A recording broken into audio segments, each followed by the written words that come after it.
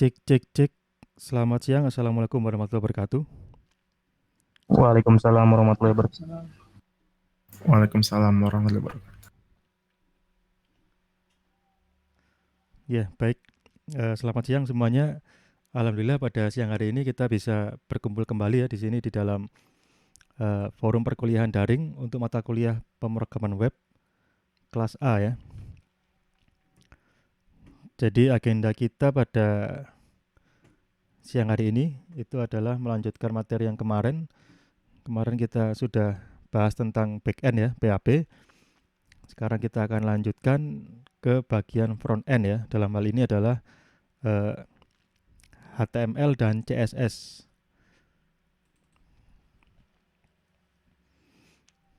Jadi PHP satu pertemuan ya, kemudian HTML, CSS juga satu pertemuan. Kemudian nanti ada JavaScript itu juga mungkin sekitar satu pertemuan juga mungkin ya. Ya, jadi untuk perkuliahannya masih lanjut daring ya sepertinya ya. Kemarin edaran dari dekan kayaknya diperpanjang ya, bulan Maret ini masih diperpanjang sampai dengan UTS ya, sampai dengan UTS kita masih daring, kemudian setelah itu baru melihat kondisi lagi apakah memungkinkan untuk hybrid ya atau luring nanti ketika evaluasi berikutnya. Jadi ini hari ini kita bahas dua topik ya, topik HTML dan CSS, dua-duanya ada di bagian front end. Ini adalah subcapaian pembelajaran pada pertemuan siang hari ini. Jadi yang pertama, saudara diharapkan setelah kuliah ini mampu menerapkan konsep dasar HTML ya. Jadi apa saja konsep dasar tersebut? Yang pertama terkait dengan tanggung jawab HTML, kemudian elemen-elemen pada HTML ya. Kemudian yang kedua, diharapkan saudara mampu menerapkan konsep dasar CSS ya. Jadi yang pertama tanggung jawab CSS, kemudian bagaimana kita bisa mengcombine ya atau menghubungkan antara HTML dan CSS. Kemudian ada CSS selector, CSS box model. Kemudian ada elemen block level dan inline ya. Kemudian ada media query ya. Kemudian setelah itu kita akan membandingkan ya antara HTML versus CSS ya. Dalam hal ini adalah tanggung jawabnya ya. Karena ini dua bahasa yang berbeda, dua teknologi yang berbeda dan dia memiliki fungsinya masing-masing ya. Fungsi yang terpisah, tidak saling beririsan ya harusnya.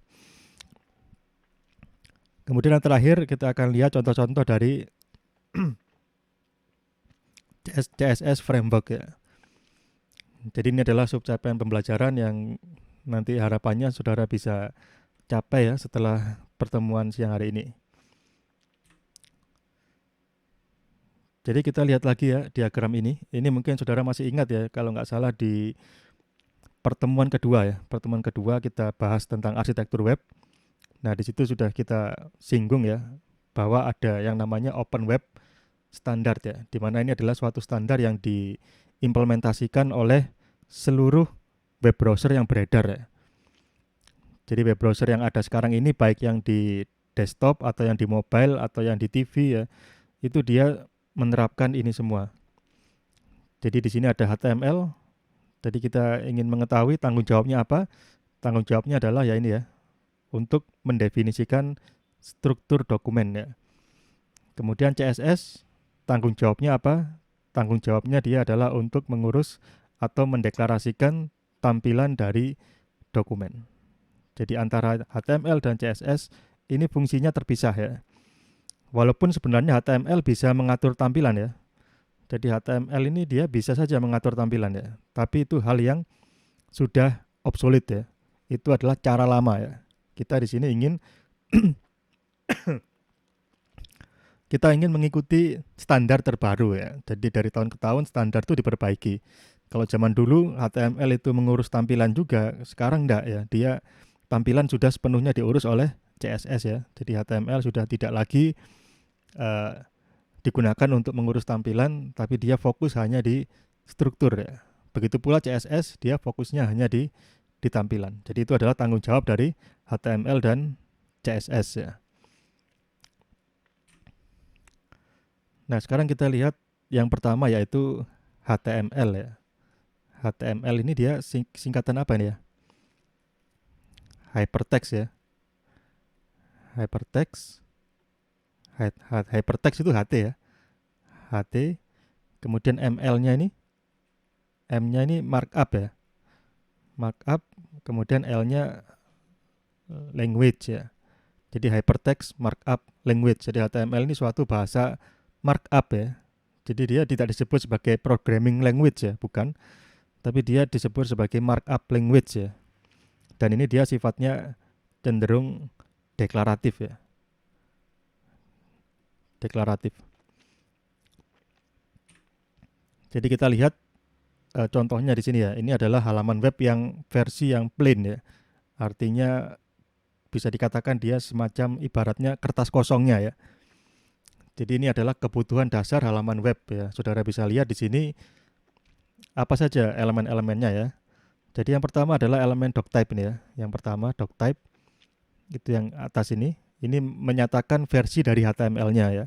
Kalau doctype-nya seperti ini artinya dia versi HTML 5 ya.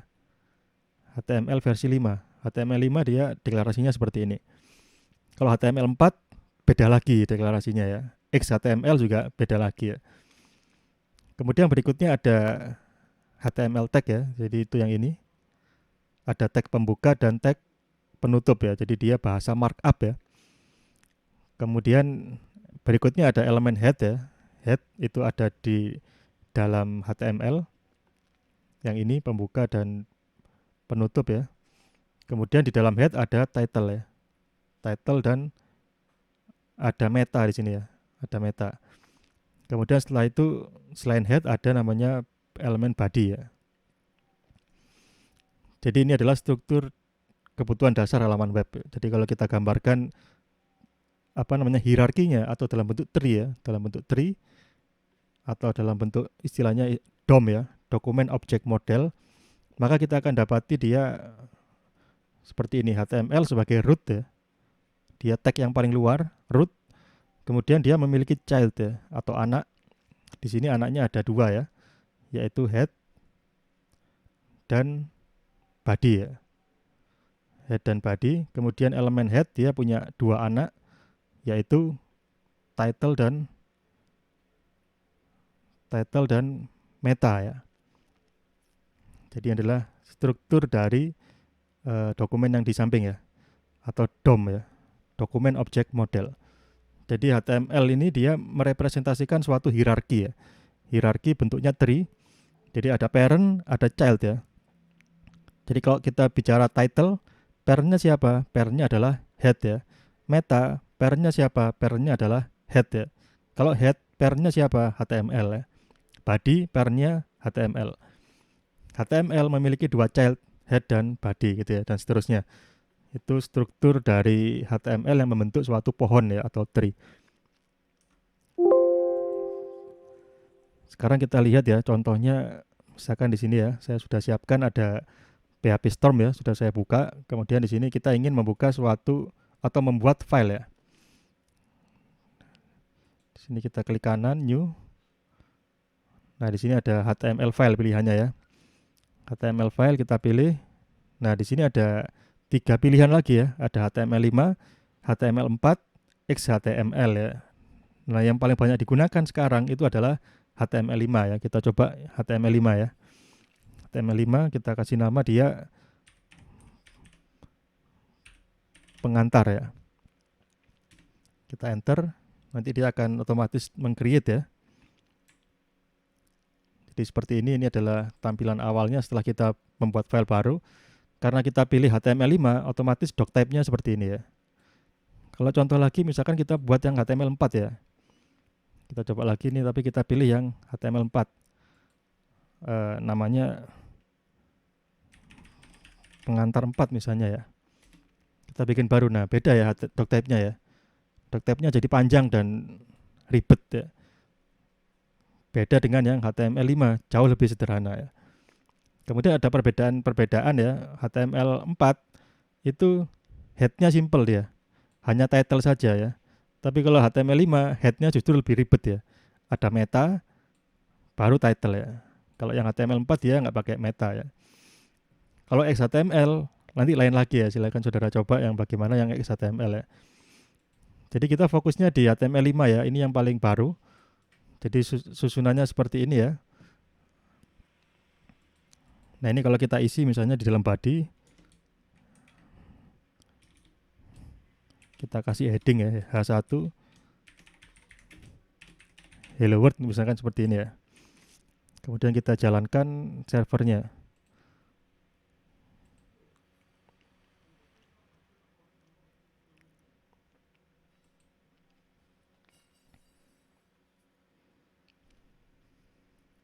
Kita buka di Google Chrome ya. Nah ini adalah tampilannya ya, hello world. Jadi dari sini kita bisa lihat ya, hello world ini itu adalah heading 1 ya. Kemudian title ini itu yang muncul di atas ini title ya. Ini kalau kita ganti misalnya judul ya, kita refresh nanti dia ikut judul ya. Jadi versi dasar dari HTML5 itu seperti ini ya elemen-elemennya. Nah sekarang misalnya kita hapus ya, kita hapus ini, ya, kita sisakan body gitu aja ya. Ini kan sesuatu yang melanggar ya sebenarnya ya, melanggar aturan dari dokumen HTML ya. Ini kalau kita refresh, tampilannya tetap ya, ada sedikit perubahan ya. Perubahannya adalah judulnya hilang ya, karena titlenya hilang. Kemudian dia jadi agak naik ke atas sedikit ya tadi ya. Ini kalau kita hilangkan bodinya,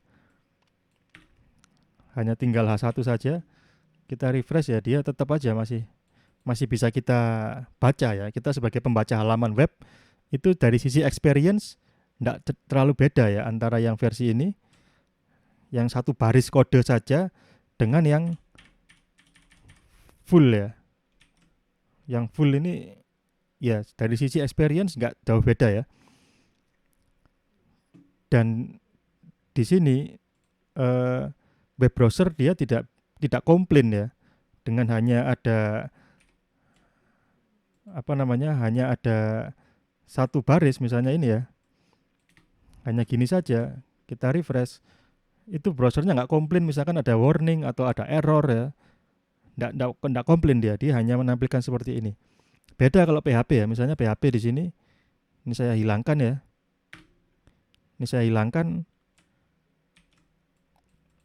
nanti dia tampilnya echo hello world ya, tidak sesuai harapan kita ya, dia menyimpang. Atau kita hilangkan sintaksnya, kita ganti, kita hilangkan titik komanya, komplain dia PHP-nya. Padahal hanya satu karakter saja, titik koma yang kita hilangkan, tapi dia sudah error ya. Beda dengan HTML. HTML kita sisakan satu baris, tidak kita kasih doc type, dia nggak komplain ya, browsernya nggak komplain. Nah ini ada apa ini dibalik semua itu ya? Pasti ada alasannya kan ya. Jadi ada suatu bahasa ya yang didesain dia sangat kaku ya, sangat strict ya. Dia tidak mentoleransi adanya kesalahan sedikit pun seperti PHP ya. Kalau kita hilangkan titik komanya tadi nggak mau, tapi kalau sudah kita kasih titik koma dia jalan ya. Ini jauh berbeda dengan PHP, yang HTML ini dia kebalikannya ya. Kita hapus semua, kita tinggal satu baris, dia masih jalan aja, nggak komplain bahkan ya. Seolah-olah tidak ada masalah yang terjadi. Nah ini ada apa sebenarnya ini? Dibalik semua itu apa? Ada alasan apa atau ada apa ya ingin dicapai ya? Mungkin saudara ada yang tahu ya, kenapa kok HTML kok seperti ini dia? Dia bisa sangat toleran ya. Bahkan kalau kita hapus semua ya, kita hapus. H1 ekornya kita hapus gini ya. Ini kalau di render apakah masih mau? Masih mau ya. Google Chrome masih mau ngerender dia, sebagaimana dia H1 ya. Walaupun ini sudah sangat lebih parah lagi nih ya ke ininya. Tapi dia masih enggak apa-apa, dia enggak ada errornya, enggak ada apa-apanya, ya tetap aja ditampilkan. Nah ini ada apa ini? Mungkin ada yang bisa menjawab ya, mengapa kok HTML implementasinya seperti ini dia sangat toleran. Silakan mungkin ada yang berpendapat.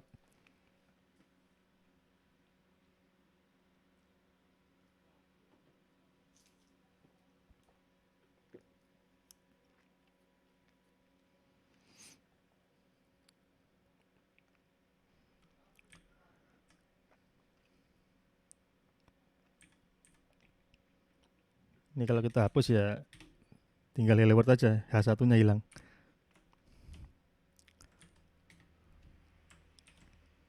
Jadi dari versi yang paling parah sampai yang tadi versi lengkapnya itu nggak jauh berbeda ya. Versi 10 baris dan versi 1 baris atau versi H1 saja ini ya gini-gini aja tampilannya ya. Dan nggak ada errornya. Nah itu apa itu? Ada apa dibalik semua itu sehingga kok bisa seperti ini?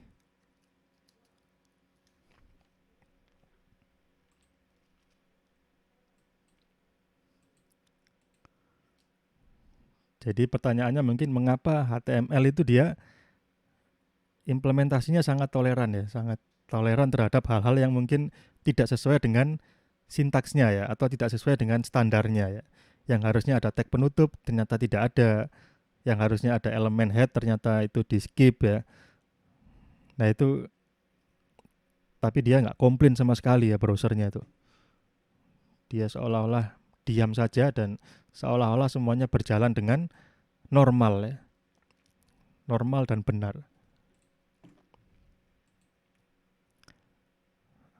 Ada yang bisa menjawab mungkin? Silahkan Mas Abian.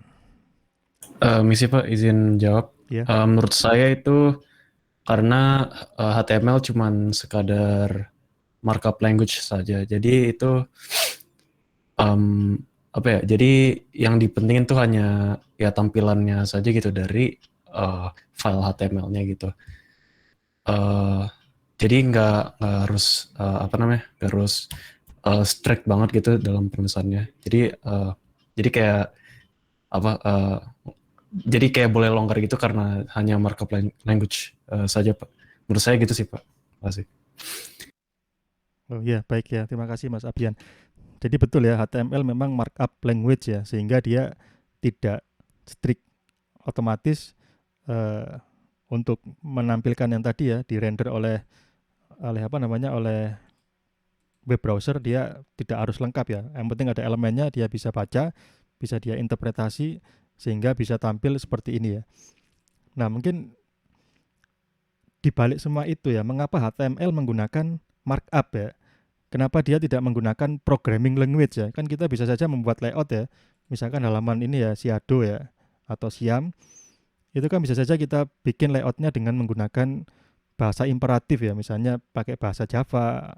Misalkan nanti ada content.set title kan misalnya itu content.set button content.set height weight itu ya.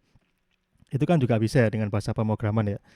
Tapi kalau HTML kan dia deklaratif, jadi dia tidak imperatif ya. Tadi bentuknya seperti ini. Nah, mengapa kok dipilih yang model deklaratif ya? Yang seperti ini, dia tidak menggunakan bahasa yang eh, imperatif atau yang dia harus strict ya sintaksnya. Eh, jadi pertanyaannya adalah kenapa kok untuk internet ya, untuk menampilkan halaman web itu para engineer zaman dulu memilih menggunakan bahasa markup ya. Karena kan konsekuensinya kalau menggunakan markup kan ya bisa seperti yang tadi ini ya. Dia menjadi seperti ini ya. Kalau tag-tagnya hilang mungkin masih bisa diproses gitu kan ya. Nah, di balik itu kira-kira ada alasan apa yang alasan utama ya, alasan utamanya. Atau kalau seandainya bahasa HTML ini dia dibikin seperti PHP ya. Seperti PHP misalnya sehingga dia sintaknya nggak lengkap langsung muncul error, itu apa yang terjadi kira-kira? Pengaruhnya ke apa gitu?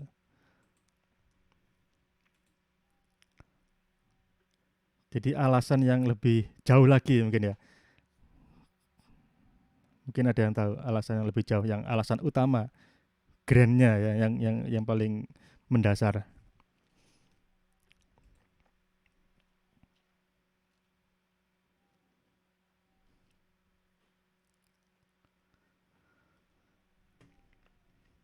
Ya kita lihat dari ini ya, kita bisa lihat dari lingkungannya web ya. Web itu lingkungannya dia diakses mayoritas menggunakan internet ya. Jadi kita mau buka halaman Philcom, Siado, Siam gitu ya, itu kan menggunakan jaringan internet ya sebagai transportasi ya, transportasi datanya. Nah kalau kita menggunakan internet, nah internet itu kondisinya bagaimana? Apakah dia itu handal atau kurang handal ya internet itu sebagai eh, komunikasi data itu, internet itu termasuk yang bisa diandalkan atau yang kurang bisa diandalkan.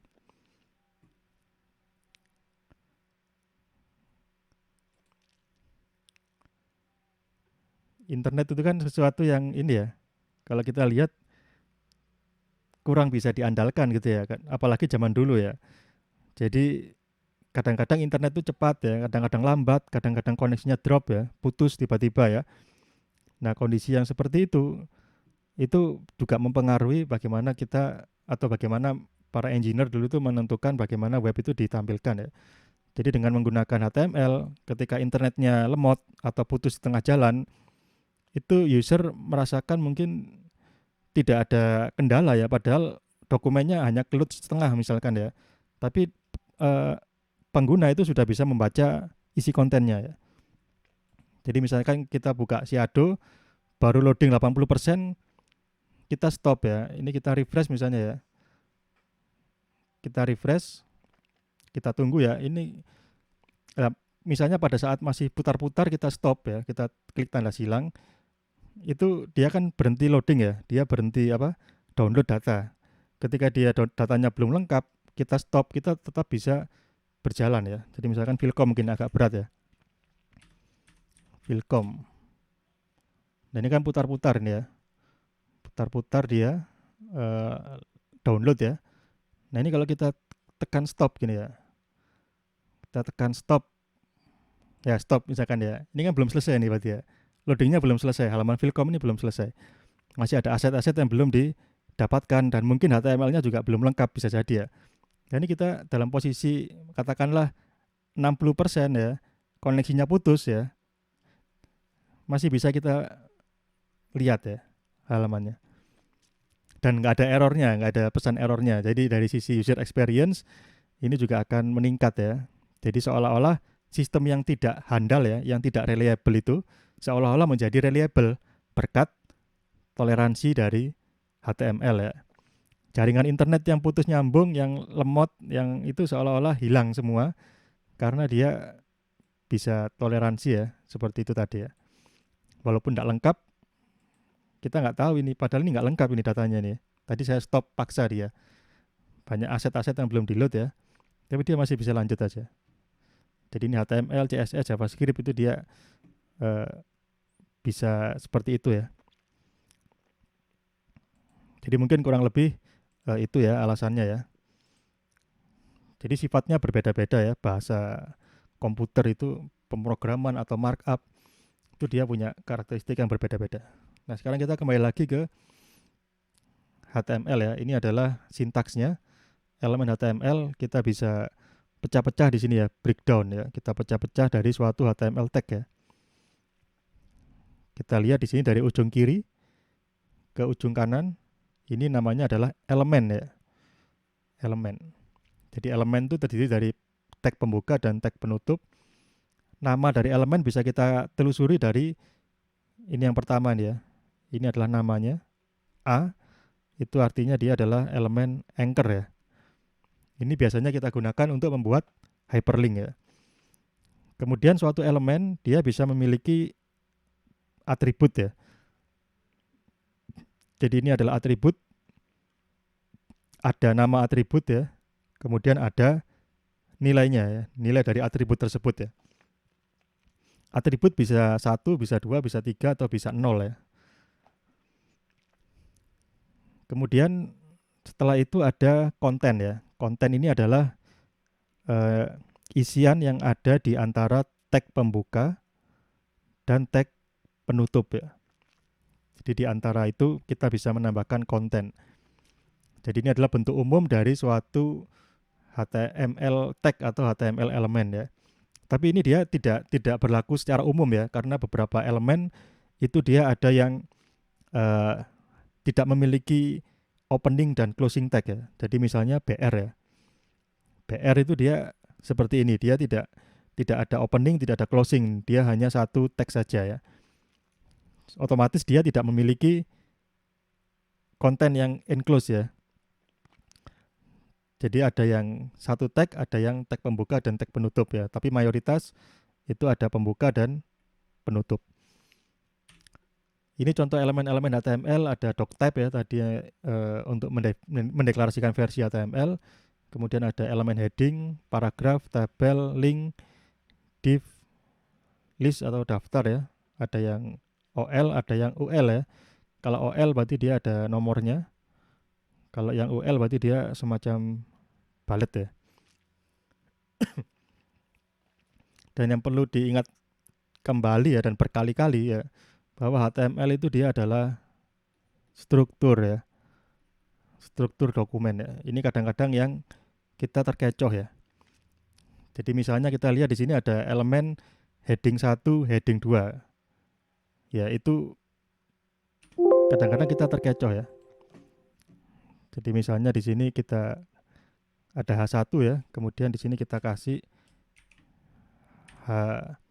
Jadi H itu ada 6 ya, 1 sampai 6 ya. Kita kasih misalkan H3 misalnya ya. Halo dunia. Kita lihat tampilannya di sini. Nah, ini ya, hello world, halo dunia. Yang hello world ini H1, yang halo dunia itu H3 ya. Nah, kalau ditanya bedanya apa kalau gitu H1 dan H3, kita biasanya terkecoh ya. Oh, bedanya kalau H1 size-nya lebih besar daripada H3. Ya memang seperti itu konsekuensinya. Itu adalah konsekuensinya ya, bukan alasannya ya. Karena kalau kita bicara H1 dan H3 bedanya adalah ukuran, maka ukuran itu kan tampilan ya. Bagaimana dia ditampilkan? Ditampilkan ukurannya besar dan ditampilkan ukurannya kecil. Kalau kita bicara ukuran, berarti itu adalah urusannya CSS ya, bukan urusannya HTML. Jadi nggak mungkin H1 dan H3 itu alasannya bedanya karena ukuran, pasti ada alasan lain ya, yang sifatnya struktur ya. Apa itu bedanya? Kita bisa lihat misalnya di sini ya, di IDE itu kan kalau kita berhenti, nanti muncul dokumentasinya ya, H1 ya. Bisa kita lihat di situ. H1 sampai dengan H6 ya, itu adalah elemen yang merepresentasikan 6 level ya of section heading ya. Jadi dia melambangkan section ya. Jadi kalau di dalam buku itu kan ada bab, kemudian ada subbab ya. Bab 1, subbab 1.1, subbab 1.1.1 dan seterusnya, ada levelnya ya. HTML dia bisa sampai level 6 ya. Jadi kalau H1 biasanya digunakan untuk nama bab ya. Jadi kalau di sini kita tulis bab 1 misalnya pendahuluan ya. Kemudian H2 ya, 1.1 latar belakang ini ya. Ini adalah H2. Ini adalah fungsi dari heading ya. Level dari section ya, section atau bab dalam artikel atau buku ya. Ini yang versi yang Mozilla ya. Versinya Mozilla. Nah, bagaimana versinya W3? Kalau kita lihat di W3 HTML heading ya. Nah, ini versinya W3 School, kita bisa lihat. Di sini ada HTML heading ya. Nah, di sini kita tahu bahwa H1 ya, dia mendefinisikan the most important heading ya. Sedangkan H6 itu dia mendefinisikan the least important heading. H1 ini dia merepresentasikan atau mendefinisikan heading yang paling penting ya. Sedangkan H6 digunakan untuk heading yang paling tidak penting ya. Jadi yang paling penting adalah H1, kemudian diikuti oleh H2, H3, H4, H5, dan H6 ya. Jadi H1 lebih penting dari H2, H2 lebih penting dari H3 ya. Jadi dari tingkat kepentingan ya. Jadi intinya itu dari tingkat kepentingan. Karena dia penting, maka konsekuensinya ya yang dianggap penting itu biasanya dicetak lebih besar ya daripada yang dianggap kurang penting ya. Jadi ukuran itu hanya konsekuensi ya, bukan alasan atau bukan penyebabnya ya. Penyebab perbedaan antara H1 dan H2 itu bukan ukuran ya, tapi dari sisi kepentingan ya. H1 lebih penting dari H2. Dan di sini secara default otomatis web browser akan merender H1 ukurannya lebih besar ya daripada H2. Kita bisa saja membuat H1 yang lebih kecil bisa dengan bantuan CSS ya. Misalkan kita kasih CSS style ya di sini ya. Font size-nya kita set misalkan 10 misalnya ya. H1. Nanti jadinya dia kecil lah satunya ya. H2-nya besar ya. Jadi tidak relevan lagi kalau kita bilang H1 lebih besar dari H2, tidak. Karena dia bisa di override oleh CSS ya, tapi tetap H1 dia lebih penting ya daripada H2. Jadi bisa jadi karena dia penting kita kasih warna misalnya ya di sini ya. Colornya kita set misalnya red. Nah, seperti ini. Jadi itu ya. Jadi ini yang selalu diulang-ulang ya bahwa HTML itu struktur ya. Kadang-kadang yang sering terjebak adalah kita memasukkan elemen-elemen presentational ya. Elemen-elemen tampilan ke dalam HTML itu yang sudah masa lalu ya. Yang masa sekarang standar terkini ya HTML itu untuk struktur ya. Jadi kita pisahkan responsibility dari masing-masing teknologi ya. Nah, sekarang kita masuk CSS ya. Jadi CSS itu sintaksnya seperti ini ya. Ini yang menggunakan selektor ya. Tidak semua kita harus menggunakan selektor ya, tapi ada yang kita harus menggunakan selektor. Tergantung bagaimana kita mengcombine ya, kita menggabungkan antara CSS dan HTML ya. Jadi kita lihat dulu ini CSS selektor seperti apa. Jadi selektor itu semacam melakukan query ya terhadap suatu elemen atau kelas atau ID atau yang lain. Jadi di sini ada selektornya H1, itu artinya dia akan memilih elemen-elemen H1 ya. Jadi kalau kita punya HTML, kemudian di sini ada body, kemudian di sini ada paragraf, di sini ada li, kemudian di sini ada H1 slash body. Nah seperti ini maka H1 ini dia hanya akan memilih yang ini ya. Kemudian dia akan memberikan warna merah, ukurannya 10 ya. Jadi warna merah dan ukuran 10 hanya berlaku untuk teks yang ada di H1 ya. Sedangkan yang lainnya ini P, LI itu dia tidak terkena style ya. Karena dia yang dipilih bukan P dan LI, tapi yang dia pilih adalah H1. Ini adalah selektor. Jadi dia untuk memilih bagian mana dalam dokumen yang akan diberi suatu style ya. Nah, stylenya dideklarasikan dalam kurung kurawal buka dan kurung kurawal tutup ya. Ada property dan ada value ya. Dipisahkan dengan tanda titik 2. Kemudian property value berikutnya ada titik koma untuk deklarasi-deklarasi yang selanjutnya. Jadi CSS selector ini berlaku untuk yang ini saja ya. Ini kita perlu melakukan selektor ya. Kalau yang ini biasanya dia atau tidak perlu menggunakan selektor ya. Tanpa selektor. Kenapa? Karena dia inline ya. Dia dideklarasikan di dalam elemen tersebut ya. Jadi dia tidak perlu select lagi karena dia sudah di dalamnya ya. Jadi kita lihat yang inline ya. Di sini kita bisa lihat ya ada elemen P. Kemudian di dalamnya kita beri atribut style ini ya. Nah, ini CSS-nya ini ya. Ini CSS.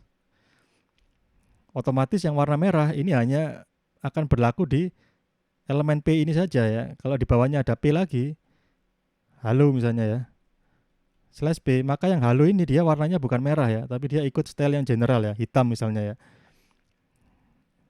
Karena dia tidak menggunakan selektor ya. Kalau inline dia langsung kita deklarasikan di dalam elemennya. Kemudian yang embedded ini perlu menggunakan selektor karena stylenya kita pisah ya. Jadi yang embedded ini stylenya kita deklarasikan di dalam head ya. Di dalam head kita bisa lihat ada elemen style di sini ya. Nah, ini adalah embedded style ya. Ini sudah lama ini ya. Ini bukunya sudah yang saya pakai sudah ketinggalan zaman. Jadi ini sudah tidak dibutuhkan ya. Jadi kita cukup style saja ya. Jadi kalau di sini ini kita pindah ya, H1 ya. H1 kita naikkan ke atas, kita ubah menjadi embedded ya. Jadi dimasukkan ke dalam tag head. Nah, di sini ada pilih style ya. Nah, ini kita sudah nggak perlu pakai type-nya ya. Nah, ini kan tadi yang di slide kan ada ini ya. Ada type-nya. Tapi kalau kita lihat di sini ada coretnya ternyata ya. Yang tulisan type ini ada garisnya, artinya dia sudah obsolete ya. Sudah obsolete artinya dia ya sudah tidak usah dipakai lagi karena untuk versi yang terbaru, browser-browser terbaru dia sudah tidak menggunakan ini lagi ya. Jadi ini kalau kita mengikuti standar terbaru, ini sudah nggak perlu lagi kita tuliskan ya. Jadi lebih simple, hanya seperti ini saja ya. Tadi kita menggunakan H1 ya. Kita harus pakai selektor H1.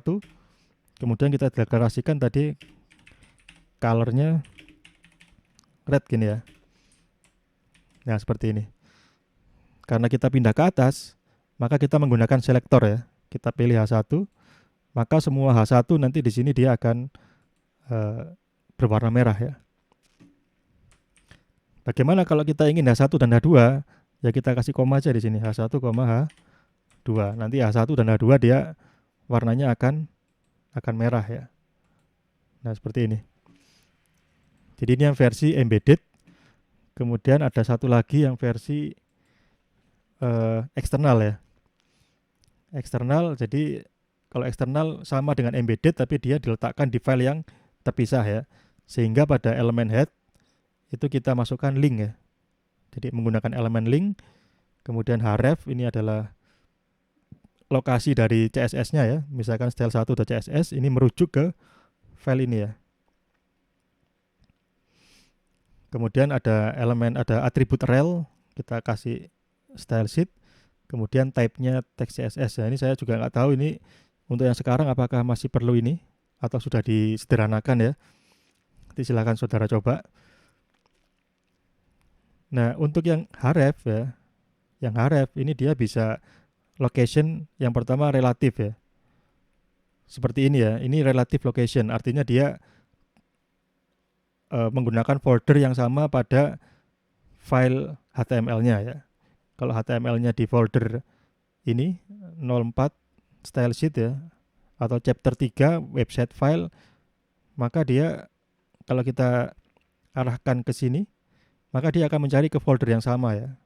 Jadi kalau kita lihat di sini dia foldernya sama. Yang beda adalah filenya ya. Ini relative path ya, relative path namanya ya. Kemudian yang kedua ada namanya absolute ya. Absolute path. Kalau absolute path berarti kita yang lengkap ya. Misalnya HTTP misalkan my style sheet misalnya ya. .com _ style1.css ya. Ini adalah yang absolute path yang lengkap ya. Jadi bisa kita gunakan relatif dan absolut pada atribut href ya.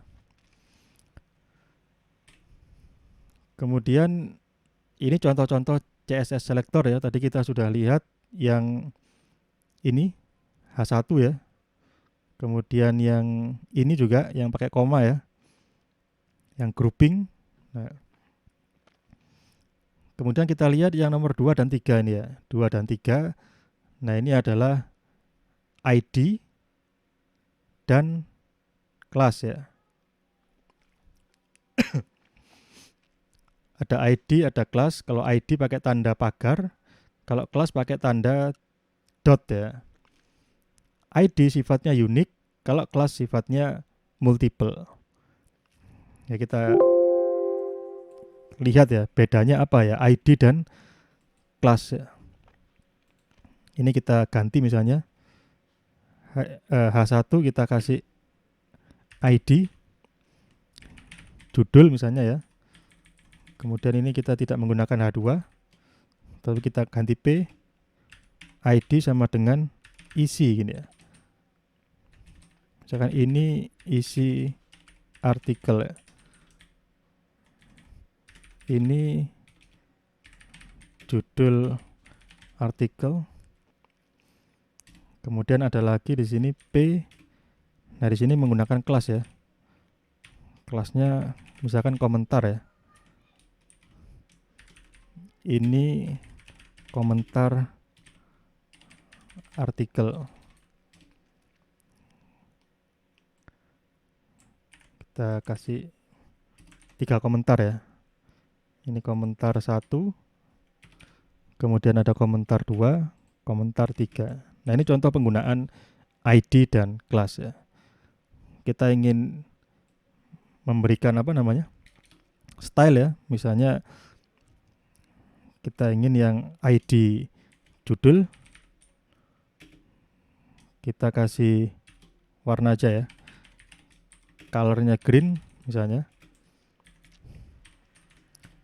Kemudian yang ID isi,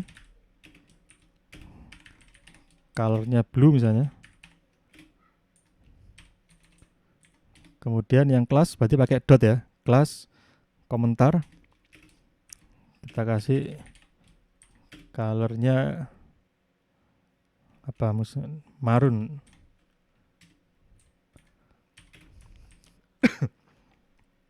Ya, seperti ini ya. Kita lihat di sini nah ya. Jadi bisa kita simpulkan di sini bahwa untuk ID dia dalam satu dokumen hanya boleh muncul sekali ya. Seandainya di bawah sini saya kasih lagi P ID sama dengan judul ya. Nanti langsung merah di sini ya. Duplicate ID reference ya. Jadi dalam satu halaman ini hanya boleh ada satu ID ya. Kalau dia lebih dari satu kali muncul, kita gunakan kelas ya. Jadi ini ya, penggunaan kelas dan penggunaan ID ya. Dalam satu halaman hanya ada satu judul ya, hanya ada satu isi, tapi dia bisa lebih dari satu komentar ya. Jadi kita bisa gunakan itu. Jadi ini kelas dan ID, kemudian ada lagi gabungan ya antara tag dan kelas ya. Itu dengan p.para, itu artinya paragraf dengan kelas para. Jadi kalau kita ilustrasikan di sini ada elemen P, kemudian kelasnya sama dengan para ya. Nah, maka dia akan kena style ya. Tapi kalau di sini ada H1 kelas sama dengan para, yang ini ya, dengan selektor ini nggak kena dia, karena dia H1 ya, bukan P ya. Jadi selektor ini dia hanya mengambil yang elemen P dengan kelas para, hanya yang ini saja, P dengan kelas para. Kalau ada H1, ada div, ada yang lain, dia tidak kena. Kemudian di sini di bawahnya ada lagi yang mirip tapi berbeda ya. P, ada spasinya di sini ya, spasi.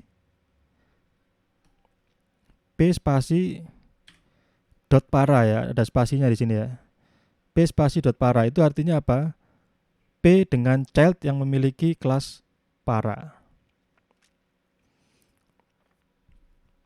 Jadi ada P ya, kemudian di sini ada slash P. Nah, di dalamnya dia punya child ya. Misalnya ada P lagi di dalamnya, P kelasnya para. Nah, maka dia akan terkena style ya.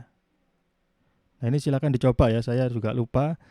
Ini nanti yang kena parent-nya atau child-nya ya. Ini saudara silakan dicoba dieksperimenkan ya. Kalau yang P spasi dot para itu dia kena child-nya atau parent-nya ya. Kemudian ini div P, ini artinya ini div spasi P ya. Artinya P dengan parent div ya. Jadi itu dia ada paragraf, tapi dia parentnya div, berarti dia di luarnya ada div ya. Dia sebagai child dari div ya, slash div. Nah, ini slash P ini ya. Jadi yang kena ini P-nya ini ya, yang kena P-nya. Kalau yang ini, yang tadi sepertinya yang kena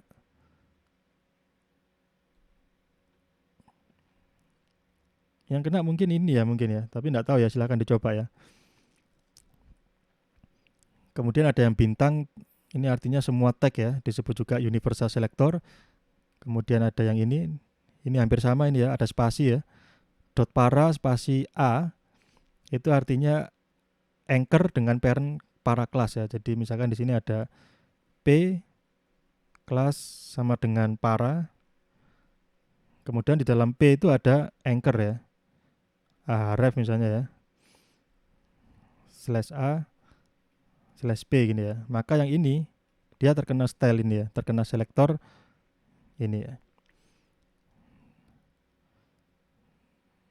Jadi anchor dengan parent yang kelasnya para. Kemudian ini ada body, berarti dia memilih untuk parent of all tag. Jadi yang ada di dalam body semuanya terkena gitu ya. Nanti silakan saudara eksperimen ya untuk mengetahui bagaimana perilaku dari masing-masing selektor ini. Dan mungkin ada lagi selektor lain ya yang belum tercantum di tabel ini ya. Kemudian ini adalah CSS box model ya. Jadi CSS itu ada berbentuk kotak ya, berbentuk kotak. Kemudian di dalam kotak itu ada namanya padding, ada border, ada margin ya. Kalau padding itu dia masuknya ke dalam ya. Masuknya ke dalam, semakin besar paddingnya maka dia akan semakin mendesak konten ya. Kontennya akan semakin kecil ya. Kemudian kalau border itu dia keluar, margin itu dia keluar ya. Jadi kalau ada versi awalnya seperti ini ya. Versi awal seperti ini isinya adalah konten. Ini misalkan 1000 pixel dikali 500 pixel ya. 1000 dikali 500 maka dia kalau kita tambah padding ya. Kita kasih padding 100 pixel ya. Artinya dia akan masuk ke dalam sini sejauh 100 pixel ya. Oh, dia enggak miring ya, lurus ya. Lurus gini ke bawah 100 pixel. Yang ini ke atas dia 100 pixel juga. Yang kiri juga merapat 100. Yang kanan juga 100 ya. Otomatis dia akan berkurang ya ukurannya. Kontennya akan terdorong ke tengah ya. Jadi space untuk konten akan mengecil ya. Berarti kalau paddingnya 100 pixel maka konsekuensinya adalah kontennya tinggal 800 dikali 300 ya. Karena diambil yang atas 100 pixel, bawah 100 pixel, kiri 100, kanan 100. Jadi sisanya tinggal 800 kali 300 ya. Itu kalau padding ya. Kalau border kita tambah 100 pixel, nanti dia nambah keluar ya. Nambah keluar. Jadi sekarang ukuran boxnya menjadi bukan 1000 kali 500, tapi boxnya berukuran menjadi 1200 dikali 700 ya. Kemudian kalau kita tambah margin lagi berarti di luarnya lagi ini margin ya. Margin di luarnya lagi dia. dan seterusnya gitu ya. Jadi ini ada padding, border, dan margin. Kemudian ini ada elemen yang sifatnya block level ya, dan inline.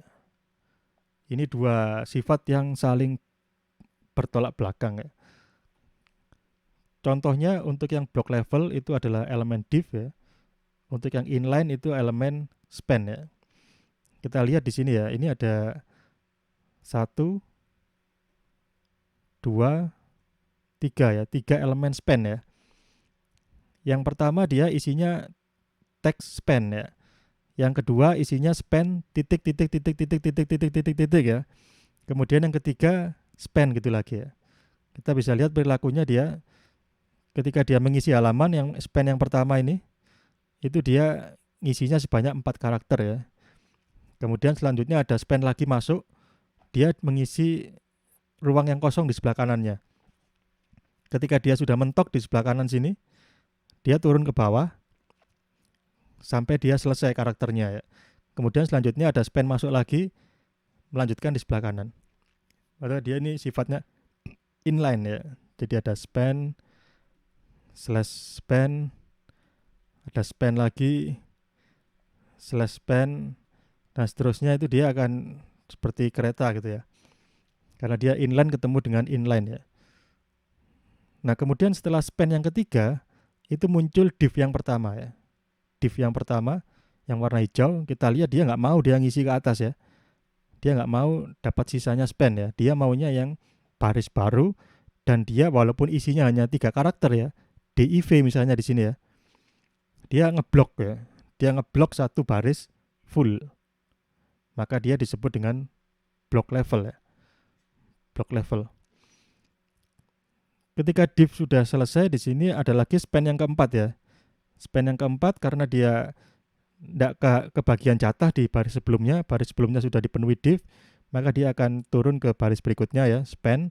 Tapi tetap ini masih free ya di sini ya. Ini free space ya. Masih ada free space yang tersisa yang belum digunakan oleh span. Kemudian ada div yang kedua muncul ya. Dia tidak mau ngisi ke free space ya. Dia maunya yang baru, satu baris penuh. Ini yang block. Jadi sifatnya seperti itu ya. Kalau block itu dia ngeblok satu baris ya, walaupun dia isinya sedikit ya. Kalau span dia hanya mengisi seperlunya ya. Jadi kalau kita lihat yang tadi ya, ada elemen H1P ya, heading paragraf, itu dia sifatnya apa dia? Kalau kita lihat di sini, kita bisa simpulkan ya, bahwa H1 itu dia blocking elemen atau inline ya.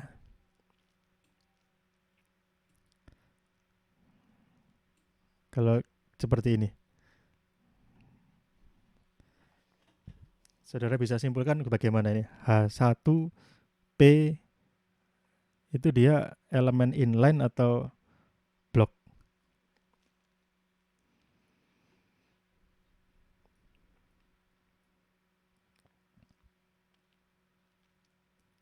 Elemen blok, Pak. Elemen block ya. Alasannya kenapa, Mas? Karena dia walau masih ada tempat di samping, dia munculnya di bawahnya. Iya, betul sekali ya. Jadi kalau kita lihat di sini, ini judul artikel lah. Di sini masih banyak ya tempat yang kosong di sini. Masih banyak tempat kosong, tapi ternyata tidak diisi ya. Dia ngambil baris baru di sini ya. Nah ini dia disebut dengan block ya. Dia ngeblok. Kalau kita kasih background ya,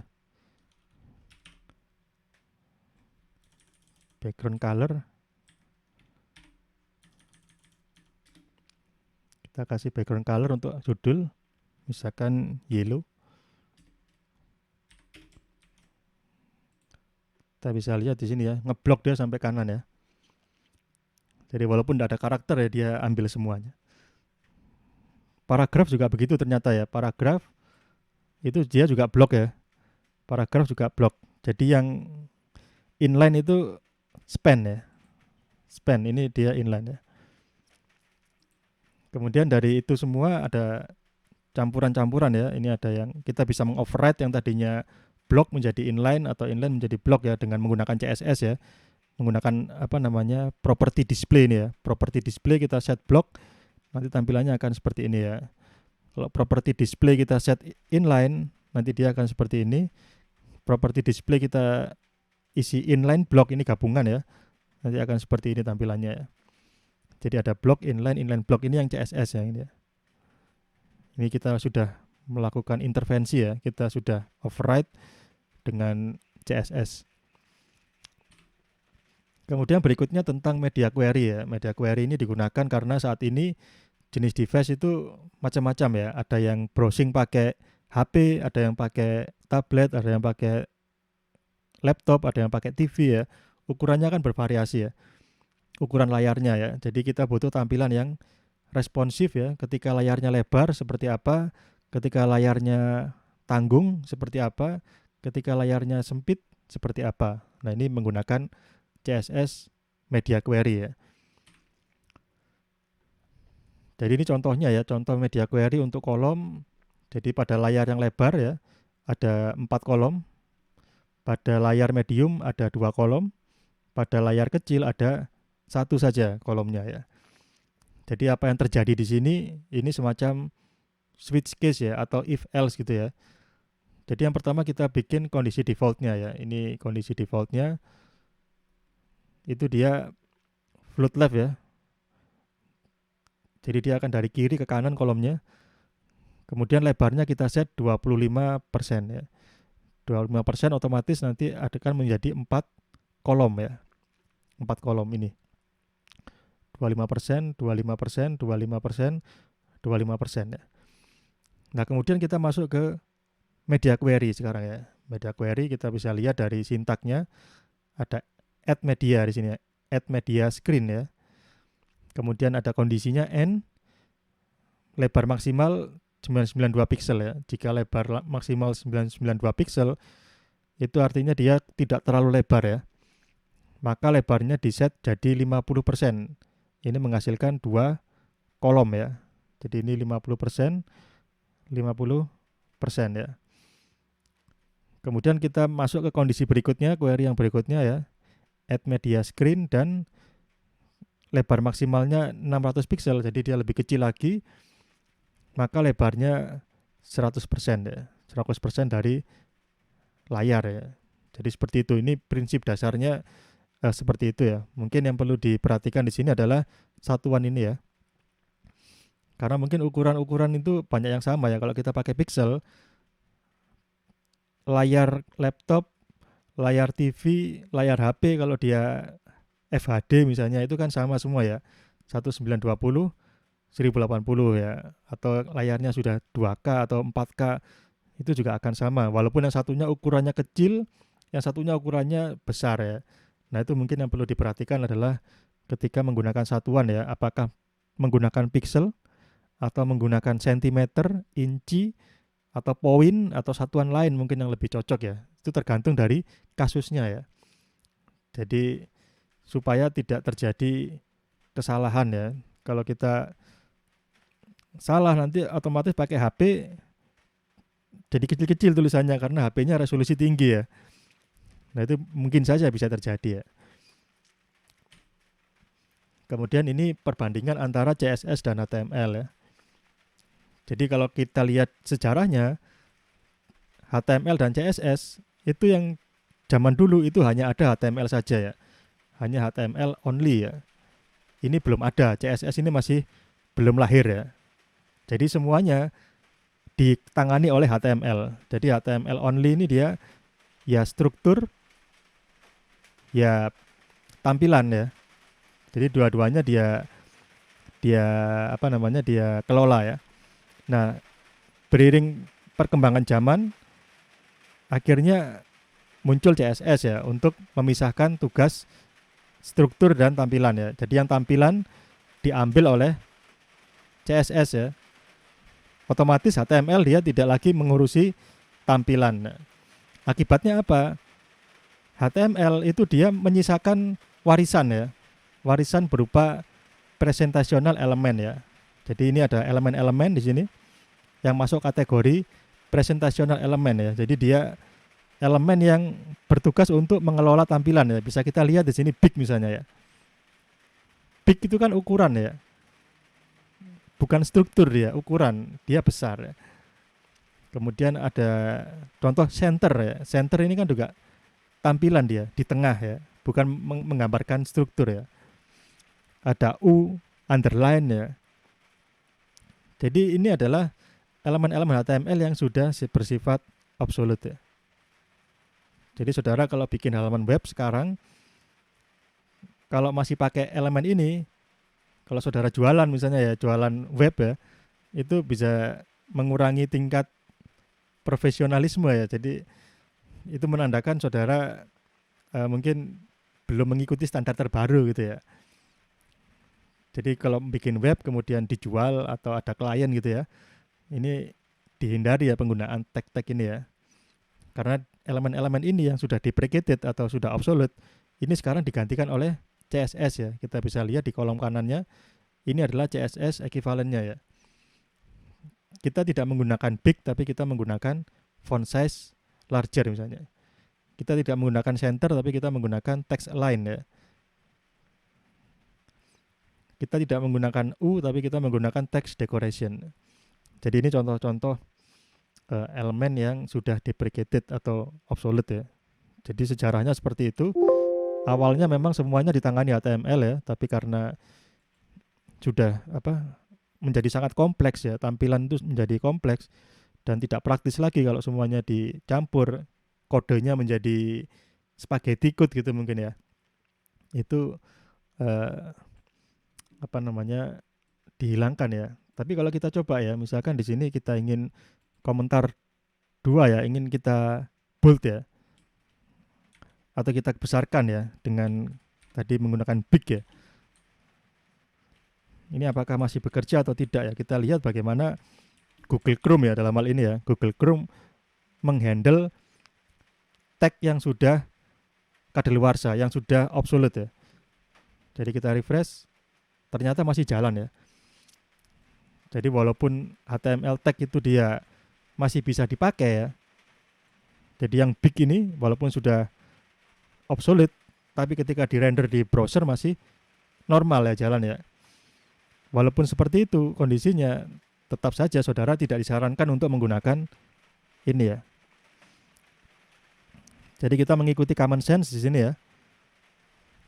Jadi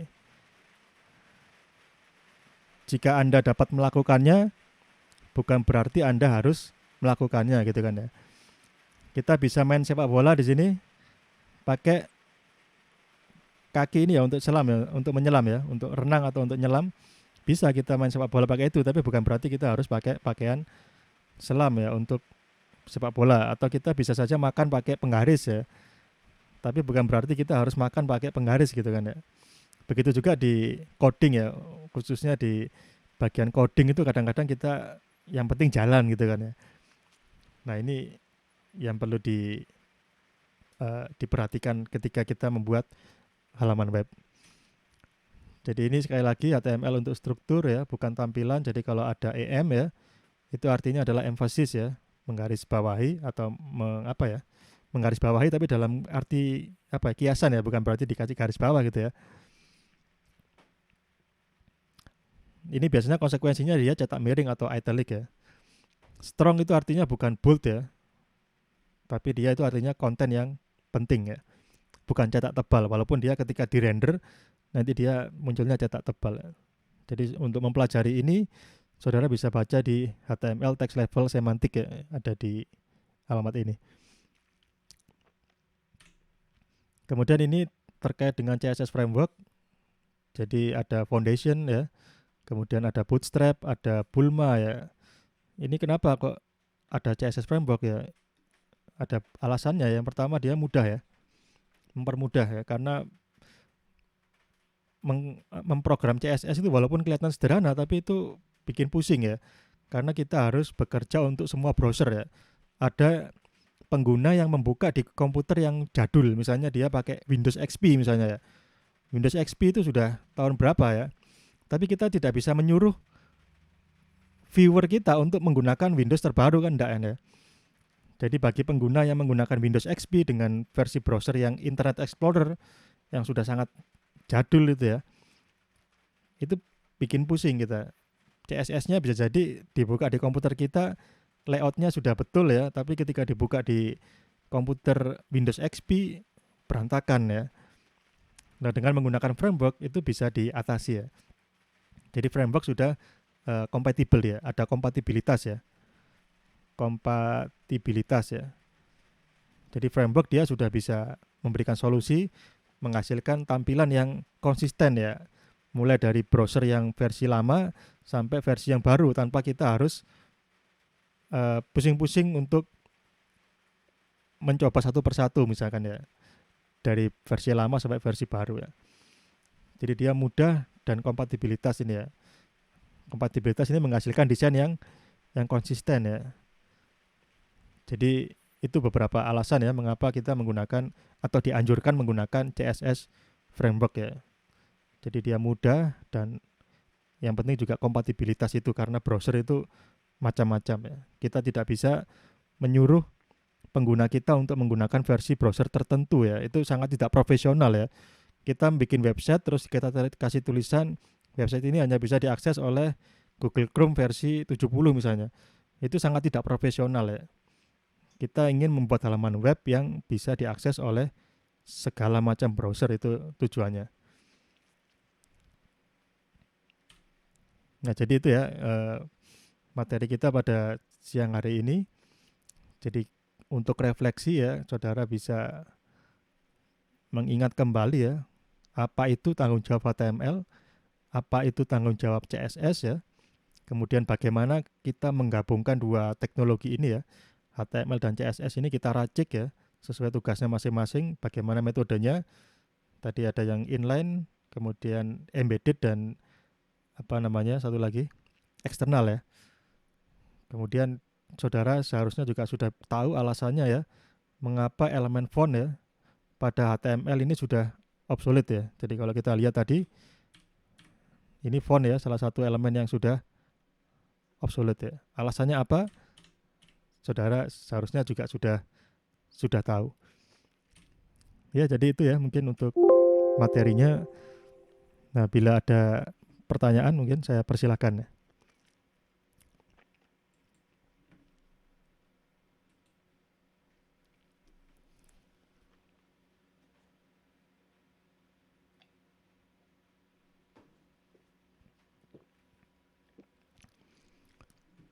Jadi untuk CSS framework itu macam-macam ya.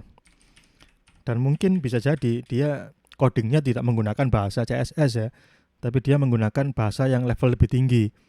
Artinya dia mungkin menggunakan bahasa tersendiri, kemudian nanti ada compilernya ya.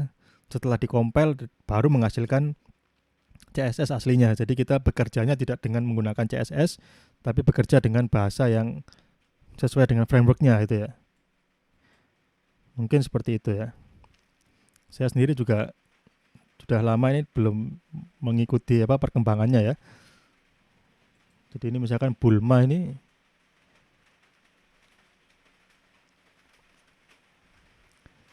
bahkan bisa digunakan tanpa kita tahu CSS ya.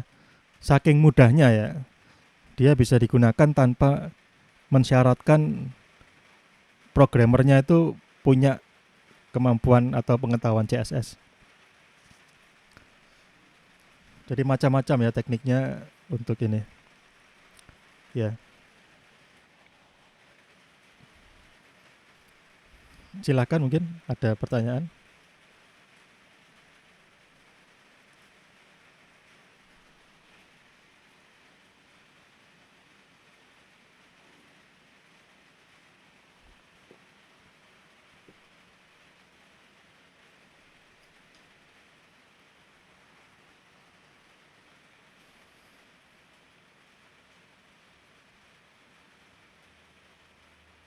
Ya baik ya, jika tidak ada pertanyaan, mohon dinyalakan sebentar kameranya.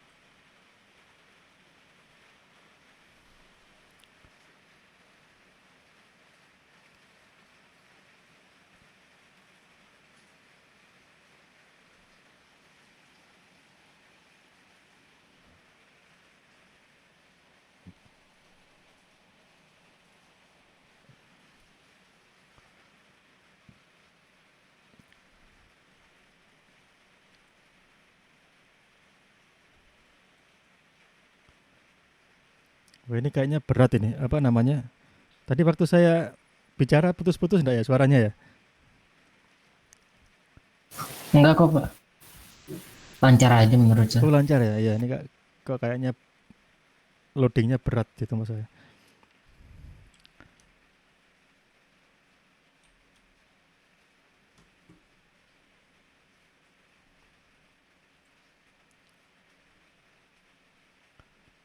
Jadi yang tampil di tempat saya hanya Mas Dava Daniswara ini ya. Ada kameranya lainnya mati semua ini. Nggak tahu memang mati atau jaringan saya mungkin ya. Ya jadi mungkin itu aja ya untuk siang sore hari ini. Semoga tadi materinya bisa dipahami. Saya akhiri ya. Terima kasih atas kehadiran dan partisipasinya. Selamat sore. Wassalamualaikum warahmatullahi wabarakatuh.